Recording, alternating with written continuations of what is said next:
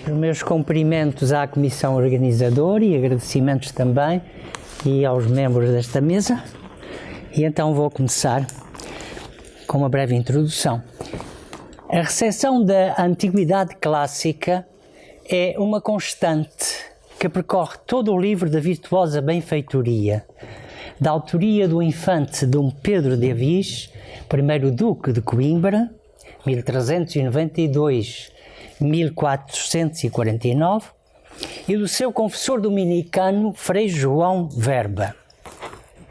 Dedicada ao irmão Dom Duarte, ainda na condição de príncipe, a obra em causa pronuncia-se sobre o exercício da ação governativa, visando não apenas um objetivo ético-político, mas também uma intenção pedagógica, junto da nova nobreza que emergia com a consagração da dinastia de Avis. Explanar as principais referências aos autores greco-latinos e às figuras da Antiguidade Clássica, em sintonia com a enunciação filosófica dos princípios ético-políticos propostos, é o objetivo desta comunicação. Em primeiro lugar, o livro, seus objetivos, motivações e concepção filosófico-política. Iniciado em 1418, após o termo das Cortes de Santarém, o livro em causa deve ter sido escrito, em coautoria com Frei João Verba, num longo período não inferior a 10 anos, passando por um processo de maturação e afinamento, ao qual não é alheia a viagem do infante das 7 partidas durante 3 anos. 1425-1428. O acordo do infante a todo o trabalho que resultou de todo este processo abona a favor dessa coautoria. Diz ele, ela foi feita por minha divisa e por meu acordo, que foi aso de ser acabada. Atribuindo na dedicatória a principal fonte da sua obra ao livro De Beneficis de Séneca, acordados com ditos de Séneca e doutores com eles alegados, o infante apresenta como seus destinatários não apenas os príncipes, mas também a outros muitos, aos quais se dá geral doutrina, distinguindo motivações diferenciadas entre uns e outros. Deleitação para os eruditos e doutrina para todos. O duplo destinatário aristocrático e popular está sempre sob a alçada de uma motivação pedagógica, para o engenhoso e sutil achar deleitação a seu entendimento, e ao simples, clareza, para que aprender pudesse as coisas que a ele convém. A intenção ético-política é também explicitada na dedicatória, a partir da imagem do besteiro, que não deixa de apontar a fraca besta ao ponto mais alto, a fim de cair no ponto onde deseja que caia. Assim também o ser humano, ainda que fraco, deve visar atingir as mais altas virtudes. E cito, a nós assim as nossas vontades sempre fundemos em as perfeições mais altas e mores das nobres virtudes.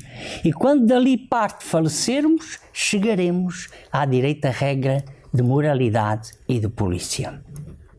Esta proclamação generalizada da excelência da virtude, numa conciliação entre ética e civilização, é o cerne interpretativo da sua tão mal entendida divisa désir, e entronca na herança da Antiguidade Clássica, designadamente nos escritos de Platão e Aristóteles, que está em perfeita aliança com a mensagem bíblica.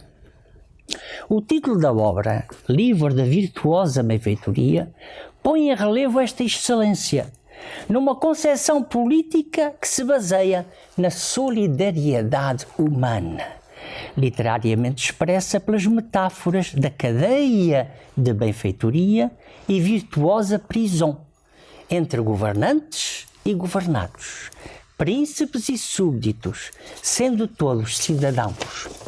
E cito: Deus, que é geral começo e fim, liou espiritualmente a nobreza dos príncipes e a obediência daqueles que os hão de servir com doce e forçosa cadeia de benfeitoria, para a qual os senhores dão e outorgam gradas e graciosas mercês, e os súbditos oferecem ledos e voluntariosos serviços àqueles a que por natureza vivem sujeitos e são obrigados por o bem que recebem. É esta solidariedade que fundamenta a concepção política da obra em causa. Com efeito, sem o primado da virtude coroa da ética, qualquer governação está votada ao fracasso. De acordo com o tópico retórico de Modéstia, citando a carta a Lucílio de Sêneca, destacam a autocrítica do discípulo, que antes de ensinar os outros, se põe em causa. Eu não sou tão nécio que, sendo doente, curo dos outros e não de mim. Deste modo, colocando-se como discípulo e não como mestre, o infante Dom Pedro responde aos que criticavam de pretender corrigir os outros. Mas porque conheço que jazem aquela dor que os outros sentem, falo contigo do mal comum e os remédios dele te escrevo. O desejo de saber, inato em todo o ser humano, como reconhece Aristóteles, é um dos prolegómenos do tratado em causa, juntamente com a identificação do valor social do capital e a aceitação da divisão da sociedade em ordens oratórias, relatórias, laboratórias. O exemplo de Júlio César que ganha o Império, abrindo o tesouro de Roma, e a metáfora da esponja e do licor servem de fundamento a essa identificação do investimento político e económico, ao valor social do capital. E cito: os príncipes, segundo se mostra em Júlio César, aprendam que não devem esconder seus tesouros em torres e arcas, nem encerrá-los como faz a esponja ao licor, mas despendê-los por alcançar leal bem-querência nos corações dos bons sujeitos. Saber dar e receber benefícios materiais e espirituais é atributo que convém aos príncipes. O rei Príamo e seu filho Heitor são referenciados como exemplos de dignidade dos senhores, enquanto Hércules e os seus 12 trabalhos são apresentados como um processo de evolução natural do esforço humano ao longo da vida. A noção de benefício, dom de fazer o bem, é colhida na ética Nicômaco de Aristóteles, na qual o bem surge como objeto do benefício. É Marco Pórcio Catão, ou Catão o Velho, o qual, como censor, se destacou pela defesa conservadora das tradições romanas contra o luxo e a frivolidade da corrente oriunda do contato da Roma com o Oriente. O que te falecer, tira o emprestado a ti mesmo. Isto é, cada um deve ser avisado em sua despesa, que não tome aso de ser gastador. E em São Dionísio, pseudo-areopagista, no fim do século V ou início do século VI, segundo o qual o bem é um desejo universal. Bom não é difundir-se. O bem tende a difundir-se. O domínio da razão e do entendimento, da atente entre o trabalho, é ilustrado com o exemplo dado por Clientes, o qual levou o moço que procurou cumprir o que lhe mandaram fazer, procurar, portanto, a academia. A identificação das 4 causas gerais do benefício, material, formal, final e instrumental, bebida na lógica, física e metafísica aristotélicas, permite exaltar o dom de si próprio acima de todas as riquezas, como foi reconhecido por Sócrates ao seu discípulo pobre, chamado Ésquilo de Esfeto, autor de 7 diálogos socráticos, tal como o Evangelho destacaria, a propósito da generosidade da pobre viúva, que deu ao templo tudo o que possuía. Colhendo em Sêneca a prioridade do benefício necessário sobre o benefício suficiente, os autores preferem a honra ao proveito, como a pintura que é sustentada pelo elemento material que a suporta, declarando a superioridade dos bens espirituais sobre os materiais, não deixando de referir o clamor dos pobres evidenciado no livro dos Provérbios. Depois da referência ao sábio grego Solon, a propósito da liberalidade no dar, vem a noção aristotélica da virtude, como um equilíbrio entre o excesso e o defeito, e não é de ouvir. A virtude, cito, é meio entre duas viciosas extremidades, citando-se o exemplo da avareza e do esbanjamento como vícios contrários à liberalidade. A alegoria das 3 donzelas irmãs, sempre jovens, belas e puras, já delineada nos poetas antigos, é a figuração do benefício sem corrupção, nem enfado, nem cansaço, com liberalidade posteriormente. A primeira irmã representa o otorgador e a segunda nos mostra aquele que deve agradecer. E a terceira nos ensina o que é recebedor do benefício ou do agradecimento. A sua juventude perene demonstra que o liberal coração nunca em bem fazer deve filhar em enfadamento. E o agradecedor, sempre em seu ato, esquivará cansaço. O seu estado virginal mostra-nos que os benefícios devem ser sem corrupção. A sua formosura faz-nos entender que o bem-fazer põe maior contentamento em o recebedor e o benefício deve ser feito por coisas que sejam muito duradouras a quem as tiver. O traje, confeccionado por próprias mãos, significa que o verdadeiro benefício de que é próprio deve ser atorgado e não do alheio. O precioso esplendor das vestiduras nos dá a ensinança que os benefícios devem ser esguardados, dos quais, posto que o dador se queira calar segundo deve, o recebedor é tiúdo de os dizer, onde entender que é cumprir. Em segundo lugar, a herança cultural da antiguidade clássica. Ainda que disseminadas por toda a obra, as referências à antiguidade clássica assumem particular enfoque no capítulo 22 do livro 2, como a inalienável herança cultural e identitária. Assim, a República dos Estados, preconizada no Portugal, é também adotada pelo tratado em causa. E cito, estou se deve chamar bem-aventurado e glorioso o mundo quando reina os sabedores. Profetiza que a sabedoria e o real poderio sejam juntos em uma pessoa, e príncipe e sabedor todo seja uma coisa. Essa herança clássica é explicitada através da alusão aos saberes que os antigos deixaram para a governança do mundo, a qual aponta para o ensino universitário, considerado luz dos olhos da comunidade. E cito, ordenando universidade solene, em que os sabedores que são olhos em a comunidade, vivendo em exercícios escolásticos, considerem todas as coisas pessoas ágeis. Apolo Délfico é o juiz da contenda entre pescadores sobre a posse de uma tábua de ouro por eles encontrada. O Deus da sabedoria, segundo narra a lei do máximo, indicou que o referido tesouro fosse entregue ao mais sábio, já que entre as virtudes do mundo a sabedoria era mais excelente. E assim aconteceu. Apenas o costumeiro declarou que, pois que Apolo era, sobre todos entendidos, mais sabedor, a ele pertencia o galardão da sabedoria. O nascimento de Alexandre foi para o pai motivo de alegria e ação de graças, como escrevia Aristóteles. não tanto por haver conseguido o seu sucessor, mas pela esperança de o filho vir a ter a oportunidade de governar a terra com a sua sabedoria. Neste contexto, o Egito, Grécia e Roma são citados como exemplos de sabedoria.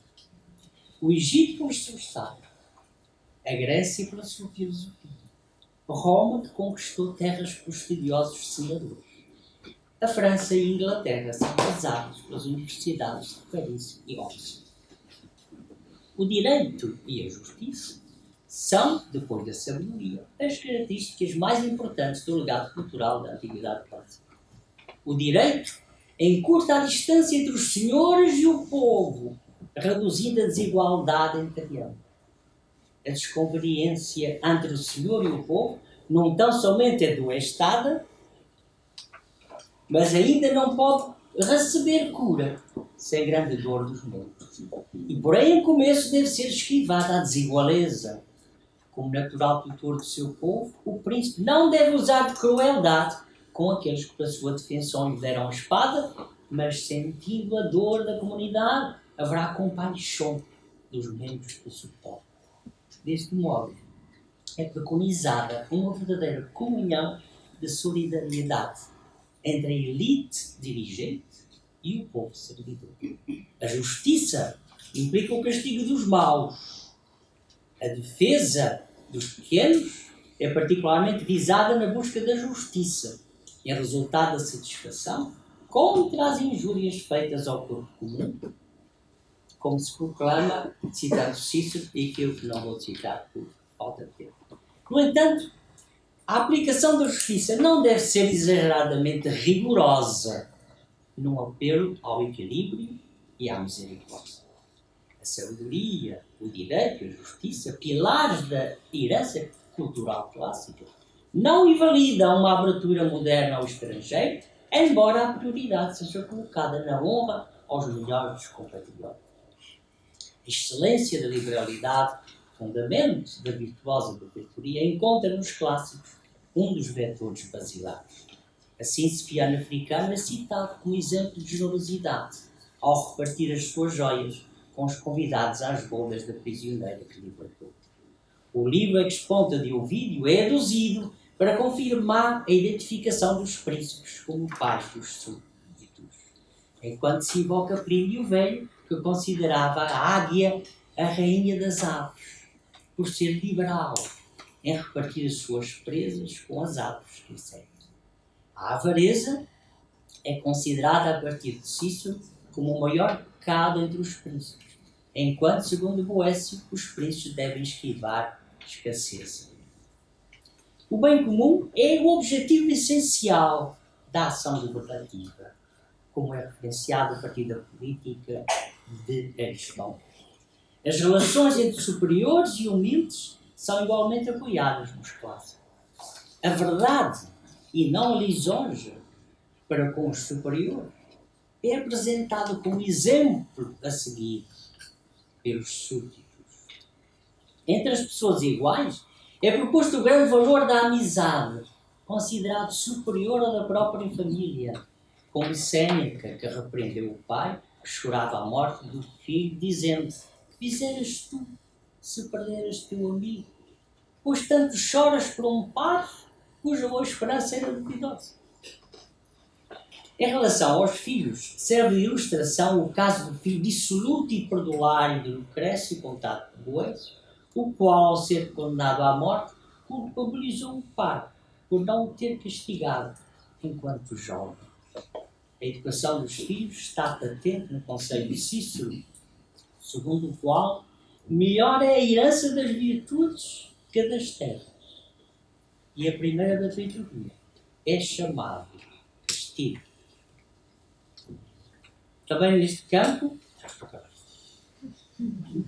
Dom Pedro legou ao futuro o elevado nível de educação que deu aos filhos.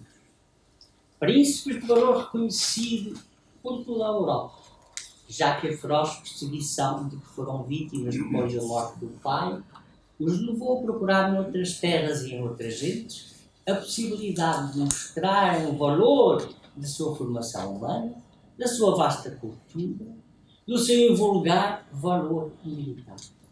Ponto. Todos morreram, ainda jovens, vítimas da inveja que levantaram junto dos inimigos, muito inferiores à sua invulgar estatura. Sobre as pessoas humildes é apresentado o conceito de Santo Agostinho, é um conto dizendo que os senhores não são isentos de ter espiritual encargo nos seus sujeitos. E conclui.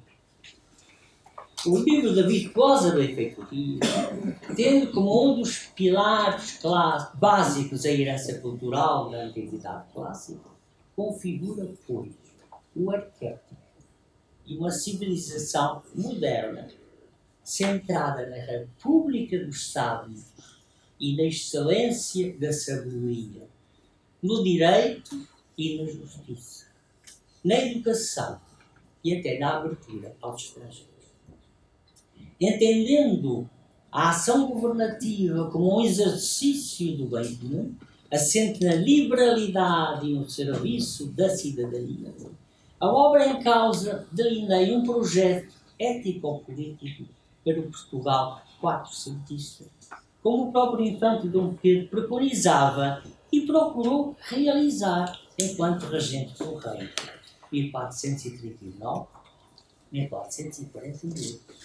E se expressa poeticamente na alegoria das virtudes, protagonizada por 6 donzelas: a virtuosa da virtudia, livro primeiro, a liberal grandeza, livro segundo, a honesto petição, livro terceiro, a graciosa recebedor, livro 4, a leda agradecedor, livro 5, e a epiqueia em grego, ou equidas em latim, a direita regedor.